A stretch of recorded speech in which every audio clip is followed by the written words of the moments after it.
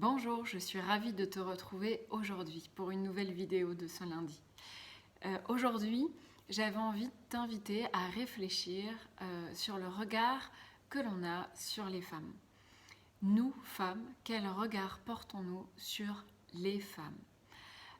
Et oui, je trouve qu'en fait, les hommes, enfin, là, on parle beaucoup du regard des hommes sur les femmes, on critique leur regard, on juge leur regard, mais on interroge finalement assez peu le regard des femmes sur les femmes.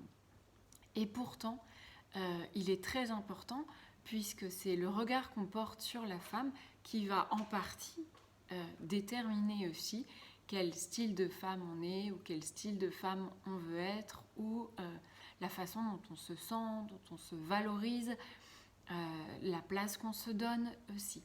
Et donc c'est pour ça que travailler sur notre regard sur le féminin en général et sur les femmes en particulier me semble capital. Alors pour ça, je t'ai prévu quelques petites questions auxquelles tu peux réfléchir et qui te permettront de te donner une idée finalement de ta façon de concevoir les femmes, de voir la femme.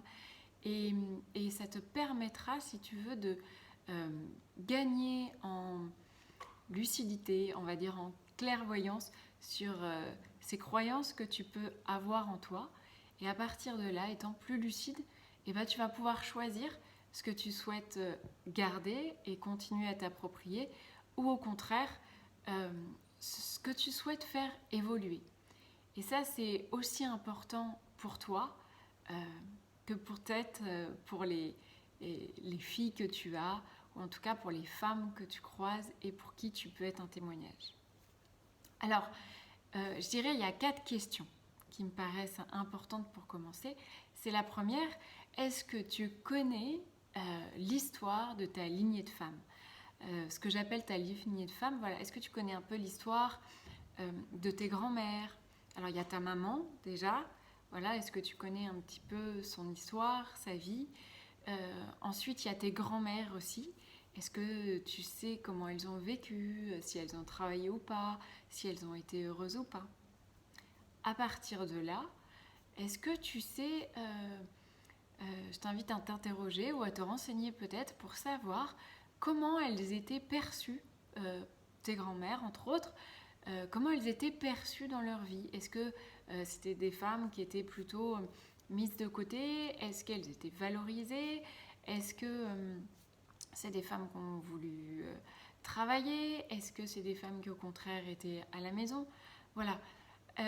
Essaye de savoir un petit peu, voilà, si elles étaient valorisées ou pas dans leur quotidien, dans leur vie, le regard qu'on portait sur elles. Ensuite, ma troisième question, c'est pardon, je regardais justement les notes que j'avais prises. Donc ma troisième question, c'est quelles croyances elles t'ont partagées, elles t'ont communiqué en fait de génération en génération, quelles croyances c'est un peu transmise sur la place de la femme, sur que ce soit à la maison, que ce soit au travail, que ce soit dans sa vie de couple. Voilà, quels sont les messages qui t'ont été transmis et est-ce que tu en connais les raisons? Voilà, pourquoi ces messages-là t'ont été transmis? Sur quoi ça repose?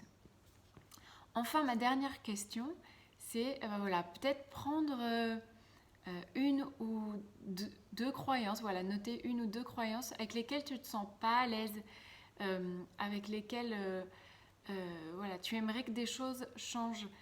Je te donne un exemple. Souvent, chez mes patientes, elles me disent, voilà, je ne comprends pas pourquoi, euh, je me sens dévalorisée, j'arrive pas à avoir confiance en moi, je me sens pas légitime. Alors il y a plein de raisons qui peuvent expliquer ces ressentis, mais il peut y avoir aussi, et c'est tout l'intérêt de ce vers quoi je veux t'emmener aujourd'hui, il peut y avoir aussi une transmission de génération en génération. Donc si par exemple, dans la famille de mes patientes, les femmes étaient plutôt reléguées à l'intérieur de la famille, elles avaient peu de vie sociale, elles étaient peu estimées, souvent critiquées, c'était plutôt le père qui était ou le grand-père du coup qui était mis en avant, ce sentiment d'être illégitime ou pas intéressante peut ressortir de là. Et donc c'est important de l'identifier parce qu'après ça permet de choisir ce que je veux en faire. Déjà de redonner, de prendre conscience que cette croyance, elle ne nous appartient pas, elle appartient aux générations précédentes. Et puis ensuite de se dire, ben voilà, non, moi je décide que j'ai de la valeur, que je suis quelqu'un d'aimable et que comment dire, j'ai toute ma place à prendre. Alors après, en fonction de la croyance que l'on peut avoir, si elle est plus ou moins ancrée, peut-être qu'il peut être nécessaire de se faire accompagner. Mais déjà, en prendre conscience, c'est déjà gagner en liberté par rapport aux croyances familiales et aux générations précédentes. Voilà, j'espère que cette petite vidéo t'aura plu. Si c'est le cas, n'hésite pas à liker ou à partager. Et sinon, je te dis à bientôt. Au revoir.